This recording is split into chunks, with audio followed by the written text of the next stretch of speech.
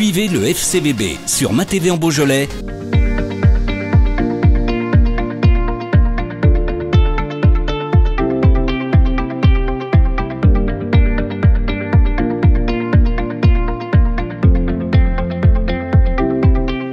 On a fait je pense une très belle première mi-temps. Les joueurs sont vraiment à féliciter pour la production parce que c'est jamais facile d'enchaîner deux revers et d'aller en plus à Diochon avec un public qui était de retour et qui a joué vraiment son rôle. Donc il faut les féliciter pour cette première qui était de très bonne facture. Ensuite malheureusement, et pourtant on était tous conscients de ça, Rouen est revenu avec d'autres intentions et on n'a pas réussi à mettre du calme et de la maîtrise. On a beaucoup trop subi dans le premier quart d'heure, le but arrive déjà beaucoup trop tôt.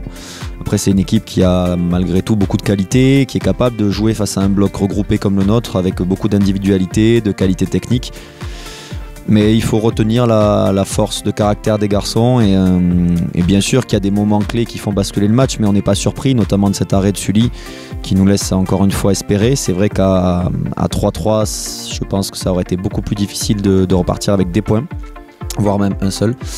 Donc on a la chance d'avoir des entrants qui ont été très performants, très concernés par le projet. Alors bien sûr il y a Raouf qui nous gratifie une nouvelle fois d'un but de qualité parce que bien emmené, mais il faut souligner l'état d'esprit de tous les autres malgré un temps de jeu réduit qui ont vraiment apporté leur pierre à l'édifice. Donc on est plutôt très content de ce déplacement, même si on a eu peur comme tout le monde derrière sa télé. On était également sur le banc un peu angoissés, mais ils ont fait preuve de belles valeurs, donc bravo à eux.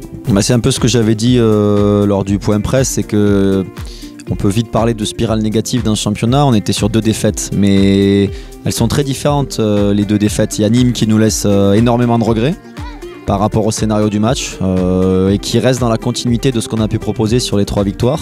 Et il y a Valenciennes où bon, on fait pas un mauvais match, mais on fait pas un bon match non plus parce qu'on n'est pas là où on doit être dans les détails. On peut pas faire douter cette équipe et malheureusement on laisse l'écart de niveau se vérifier sur 95 minutes. Donc le tout ça a été de leur faire croire et de leur faire comprendre et vraiment accepter le fait qu'on était dans le vrai parce que leur séance était de bon niveau. Le match de Nîmes était quand même dans le contenu intéressant. Donc il y avait un challenge à Rouen et il fallait le valider. Donc ils l'ont fait avec beaucoup de positifs cette semaine. Beaucoup de positifs dans le discours et puis des joueurs qui étaient très déterminés. Voilà. C'est surtout eux qui ont fait la différence. Un qui est bien aussi, hein, c'est vraiment Abdellah Imoud là. Ouais, dans notre jeu. Et le ballon qui va arriver sur Hicham Benkaïd qui va chasser le doublé qui va être finalement refusé par ce poteau. Ouais, des déplacements, de sa position, de sa sens des positions aussi. Il peut proposer globalement le même registre.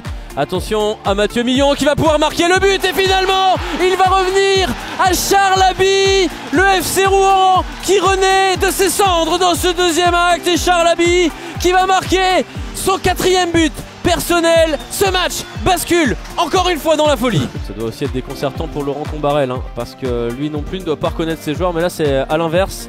L'influence par exemple d'un Clément Couturier n'est plus la même avec Danny Goprou qui va armer une frappe. Il fait partie des principaux détonateurs. Dans l'irréel. On est gâté, le ballon au 2e poteau sur une tête caladoise et c'est Sullivan Péan qui vient empêcher l'égalisation du FC Rouen. Là, attention, il faut faire attention. 3 contre 2 là. Oh là c'est même du 5 contre 3 avec le ballon sur Maxime Bastian, ça va revenir dans l'axe, la frappe et le 4e but, on en parlait à l'instant, Raouf Mrouavili qui n'avait pas touché beaucoup de ballons depuis son entrée et à nouveau l'ambiance qui risque de redescendre d'un cran. Parlons de but, ils vont aller chasser peut-être. C'est un énorme déboulé, il y a un petit déséquilibre sur le côté avec à l'arrivée la frappe et surtout l'arrêt magnifique de Lucas Royes. Ils ont fait ce qu'il faut aussi, hein.